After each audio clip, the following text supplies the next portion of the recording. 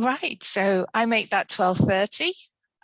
Just like to say hello, my name is Karen Foreman. I work in the outreach team at LJMU. With me today, I've got Dr. Peter Malinowski, one of the readers in the School of Psychology at LJMU. Welcome, Peter. This is the final of all the lightning lunch sessions, and this one is a kind of snapshot of the psychology degree program.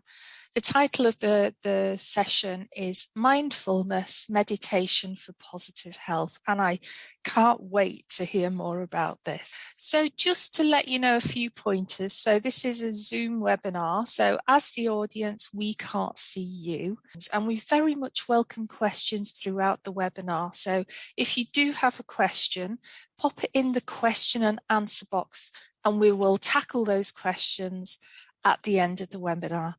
You can ask questions anonymously as well. If you forget to ask anything but want to ask later, you can email outreach@ljmu.ac.uk and we'd be happy to pass any questions on to Dr. Malinowski. Okay, so hello everyone, good afternoon. Great to have you on board. And so today I want to talk a bit about mindfulness meditation, and you see the title here, 10 minutes a day, mindfulness meditation for positive mental health. Briefly about myself, I'm reader in cognitive neuroscience here in the School of Psychology. I'm also the program leader for our master's program, Positive Psychology and Wellbeing, and I'm co-director of our research center for brain and behavior. So today I want to talk you through some of the evidence, some of the research, give you an idea how we investigate mindfulness meditation, and also, of course, first introduce what mindfulness meditation actually is. So you may have experienced situations where, I guess many of us have experienced something where we said something, where we did something, where something happened and we felt a little bit embarrassed about it, or maybe other situations where we pressed the send button, sent an email, and then wished we had not sent it, or we find ourselves in rumination, thinking about the same thing over and over again, and maybe our whole weekend is spoiled just by being caught in these anxious thoughts and ruminating about things and so on.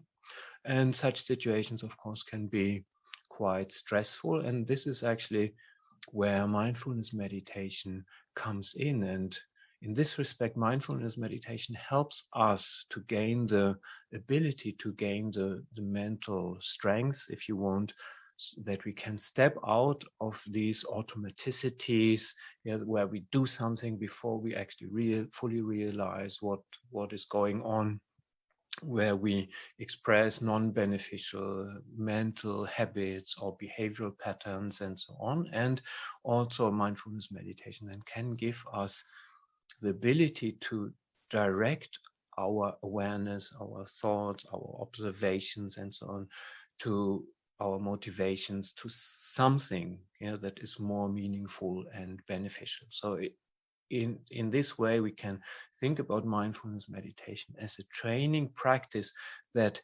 helps us to experience and then to express ourselves in a more flexible and thus in a more meaningful and beneficial way. So this approach over the last 20, 30 years, it has really gained traction. And meanwhile, as many of you I'm sure will know, is being used in many different situations. Most well known is probably mindfulness-based stress reduction to address issues of stress and also chronic pain. This is where it was developed first. Then we have mindfulness-based cognitive therapy that was developed here in the UK to deal with depression and anxiety. We have mindfulness-based relapse prevention that aims to address addictive behaviors and things like this. We have mindfulness-based eating awareness training that deals with unhealthy eating behaviors. And there are many more of these different mindfulness-based programs that aim to address specific difficulties or problems people may experience. In addition, there is another group of mindfulness-based programs that aim more towards positive aspects of our experiences, of our thought patterns, of our behaviors. And the most prominent one is mindfulness-based strength practice that aims at enhancing our different character strengths. And there, from positive psychology research, we know that there are 24 different character strengths each of us has in an individual mix. There are 24 of those, and these have been found across cultures, across religions, and so on. And there we use mindfulness-based approaches to become more aware of these different character strengths. Let's say our creativity, our love, our wisdom, and so on. 24 of them. So we become more aware of these character strengths and learn to express them in a very balanced and meaningful way in the specific context for ourselves and for the benefit of others.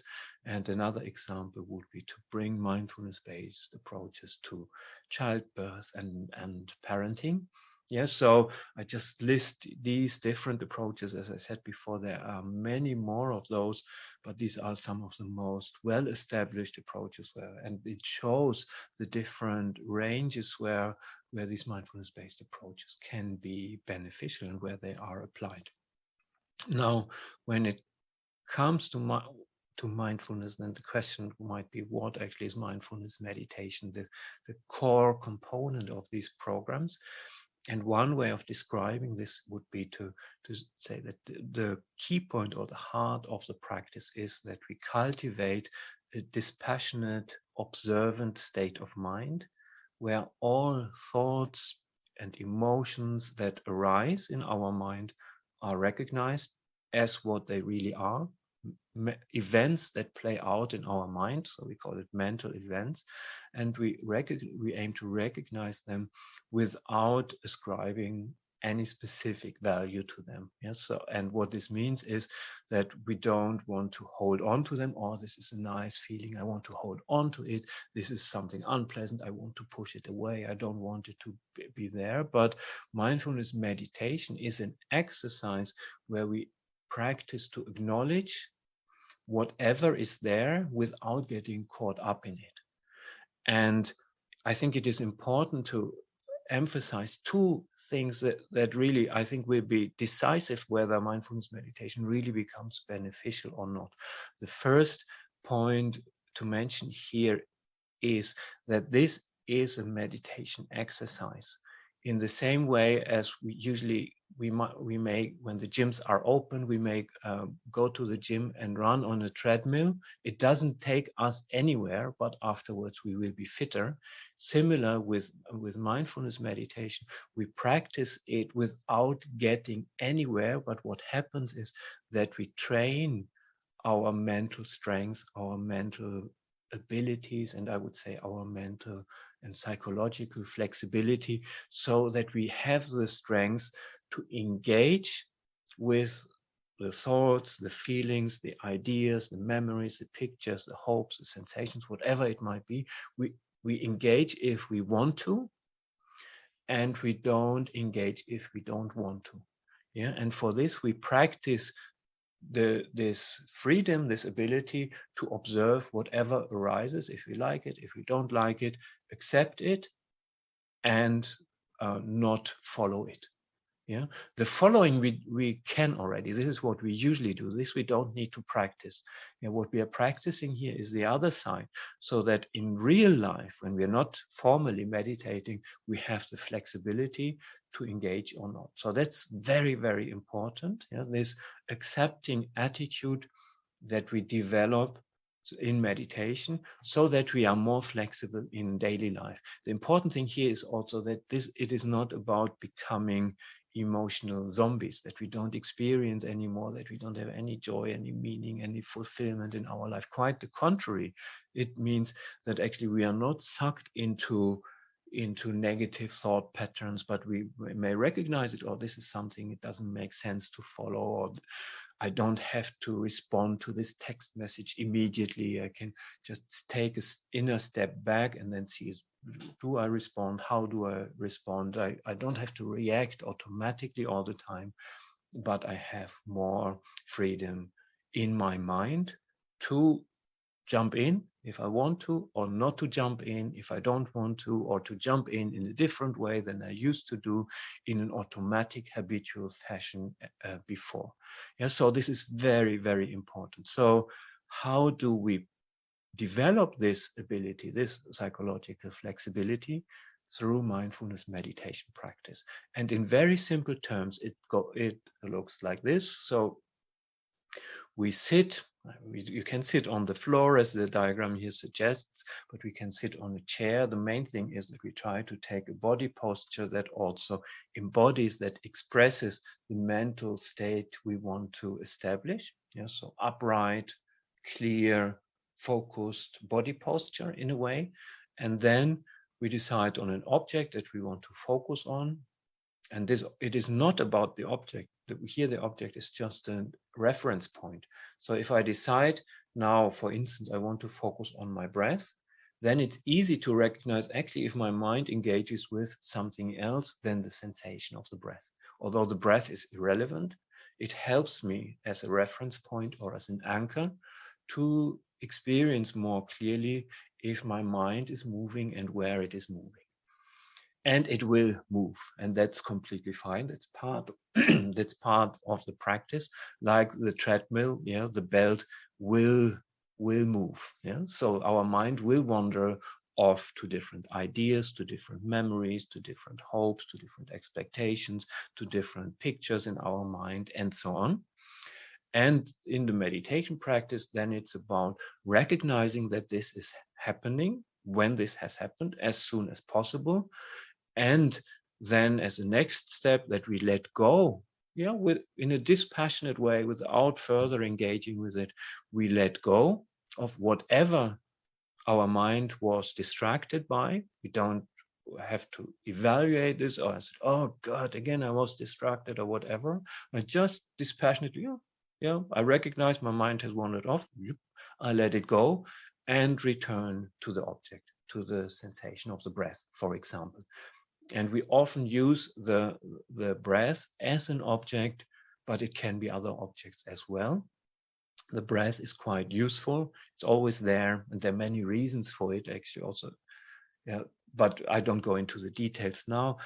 So the breath is a useful object, and we can easily just take a moment and focus on it. And maybe we just do this right now. So maybe if you want to follow me for a moment, just to give you a sense. So try to sit in a relaxed and upright way on a chair, most likely, or in the sofa, wherever you are sitting. And maybe you want to close your eyes because it could be easier to concentrate at the beginning. And just for a moment, just try to feel your breath. You may want to hold your abdomen or your chest to experience the breath more clearly, but you don't have to. And just try to experience as you inhale or exhale. And here it's not about manipulating, changing the breath, but we continue breathing in a natural way, in and out. Let's just try to experience this for a moment.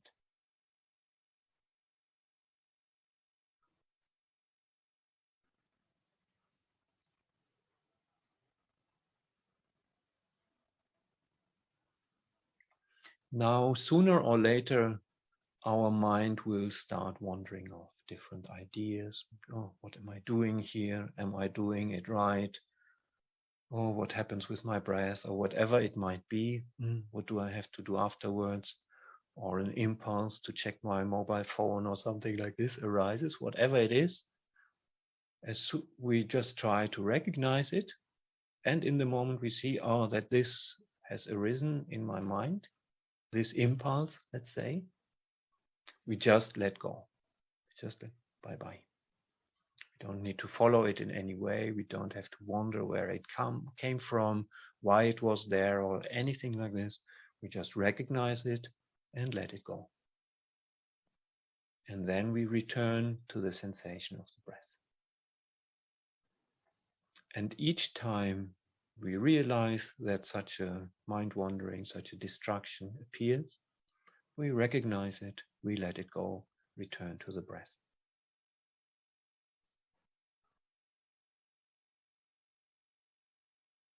And let's practice this for a few more moments.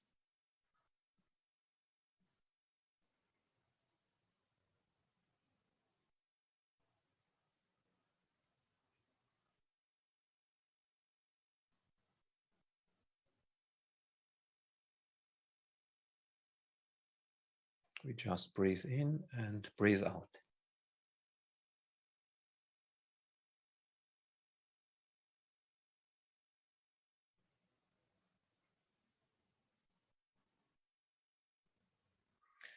Okay, so this was just a very brief mindful breath awareness meditation or mindful breath awareness exercise.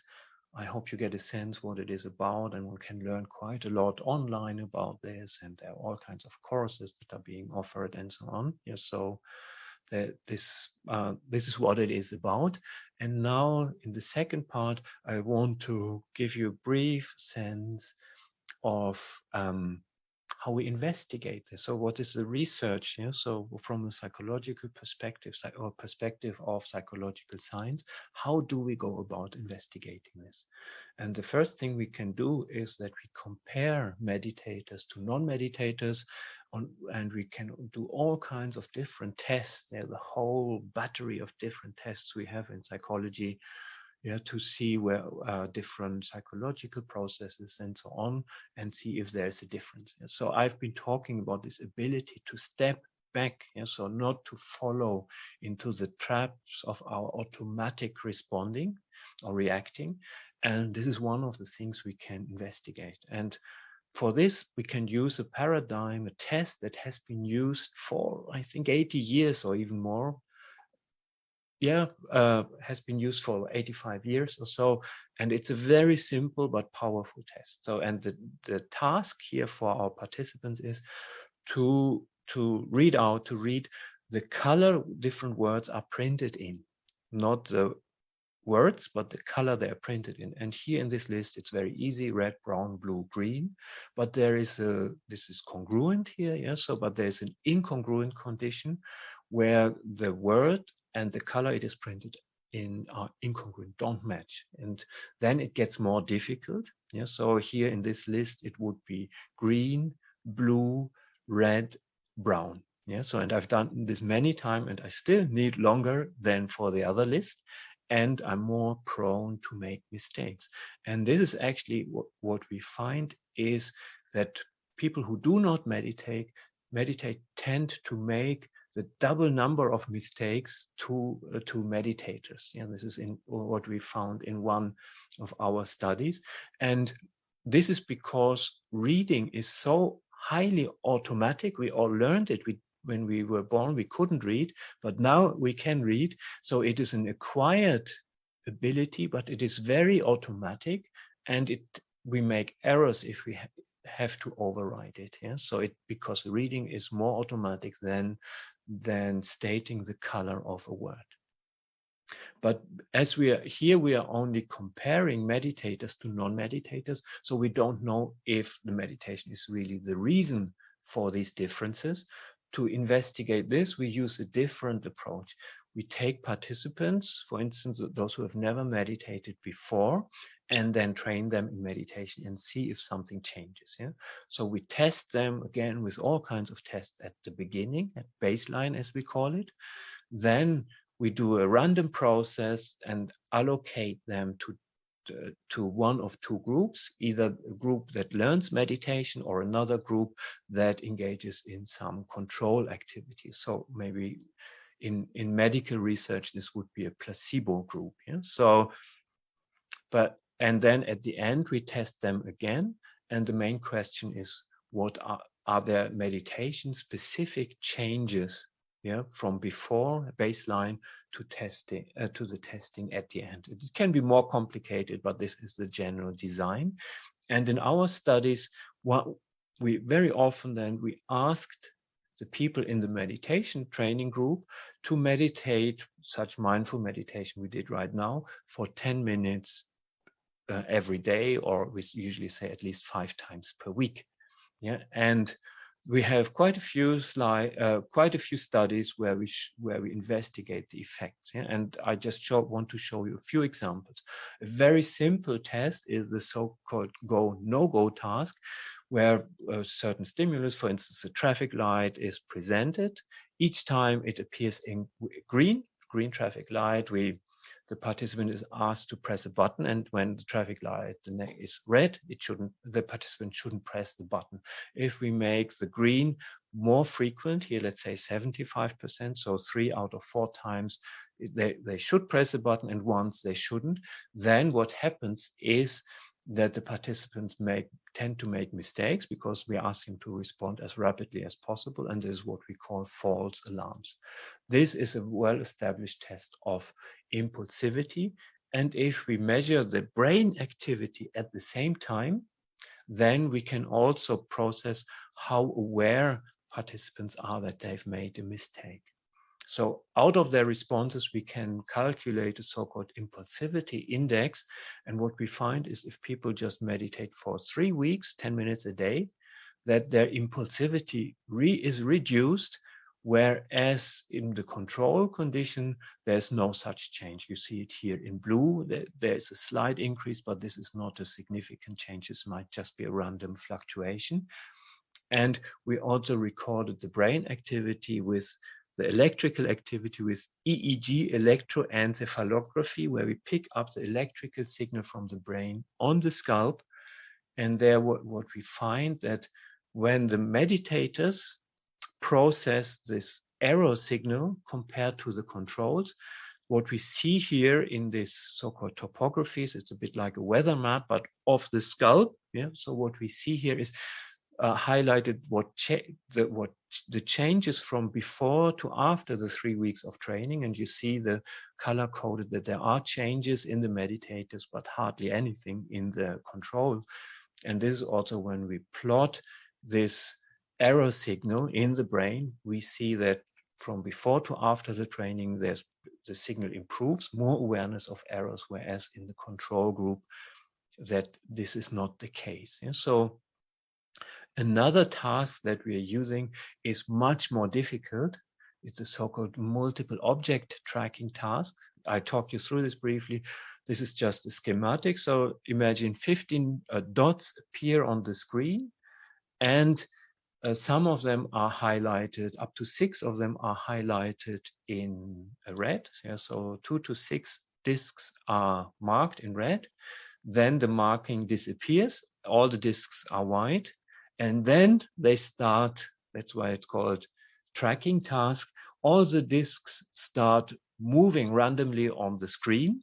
After 8 seconds, they stop, moving stops. And one of the discs is marked again. Yeah, and the question is, was this disc one of the discs that you had to track? A very, very difficult task. Yeah, so maybe I just show you very briefly how this looks like. Yeah, so here some discs are marked. Now they turn white. They start moving, and the task is all the 5 dots that were now marked to track them at the same time. Then it stops, and the question is, was this one of them? In this case, yes. So here you see even more difficult. All 6 start moving, and we have to track them at the same time. So I guess you get the idea. It's incredibly difficult. We really have to pay attention. As soon as we get distracted, yeah, we lose track of all the dots. Okay, so how do the results look like? Now, here in this case, we had people meditating for 8 weeks, 10 minutes a day. and compared them to another group, the placebo group, if you want, that practiced relaxation exercises for the same amount of time. And what we see is that the meditators improved their accuracy in the task, and in the control group, no such improvements. We also measured the brain activity at the same time. And what we find there is that much fewer brain resources, neural resources, as we call this, were required to do the task after the training compared to before the training. Yeah, so this is just to give you a sense what kind of studies we are carrying out to get an idea actually how the processes, the cognitive and processes change when people meditate. So now you may ask, so how is this related to feeling embarrassed, to the despair of having sent an email although we shouldn't, or we didn't want to, or regret it afterwards? How is it related to our rumination? Yes, so here we see these different mental processes that improve and that allow us to not respond automatically, to withhold a response, to change the way how we are responding, to step out of rumination. These are all processes where we see improvements as a result of meditation, and that probably make us feel less stressed, improve our well-being, and so on. So if we bin all these automaticities, then what we might be able to say is that these 10 minutes of mindfulness meditation a day, if we can do it for a few weeks, will improve the different mental processes that allow us to experience and respond in a more flexible and, importantly, in a less automatic way. And this then contributes to our mental health and well-being. Okay, thank you for listening. I hope it was somehow meaningful. Thank you so much, Peter. That was a fascinating insight to mindfulness and meditation, and I know I'm certainly going to give that a try, especially in today's very stressful world. I hope you enjoyed that session. If this is the final of the lightning lunch sessions, and there are actually recordings of each of them on our outreach pages, so you've got the pages there. There are no questions at all at the moment, but don't forget, if you do have any questions, then you can email outreach@ljmu.ac.uk. So that's it, really. Thank you all for attending. I hope you enjoy the recording if you are watching the recording, and thank you very much, Peter, for a very interesting session.